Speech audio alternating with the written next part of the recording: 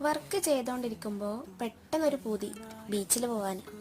അങ്ങനെ നമ്മൾ ആളോട് വിളിച്ച് ചോദിച്ച് നമുക്ക് ബീച്ചിൽ പോയാലോ എന്ന്. ആൾക്കൊരു കണ്ടീഷന്, കടലിലേക്ക് ഇറങ്ങാൻ സമ്മതിക്കുകയാണെങ്കിൽ വരാം, നമ്മളായിക്കോട്ടെ എന്ന് പറഞ്ഞു.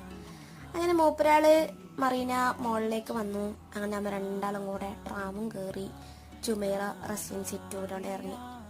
അവിടെ നിന്ന് ജുമൈറ ബീച്ചിലേക്ക് അത്യാവശ്യം നടക്കാനുണ്ട്. നടക്കുന്നിടയിലുള്ള മലയാളികളുടെ കടയാണ്. അവിടെ നിന്ന് നല്ല ചൂട് ചായ വാങ്ങി. ചൂട് സമയത്ത് ചൂട് ചായ, വാവ് അന്തസ്.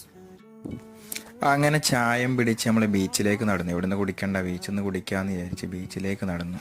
പോകുമ്പോൾ നല്ല കാറുകളൊക്കെ കണ്ടു, നല്ല ലക്ഷറി കാറുകളൊക്കെ കണ്ട് അങ്ങനെ ബീച്ചിലേക്ക് നടന്നു പോയി. അടിപൊളിയാണ് കേട്ടോ സ്ഥലം.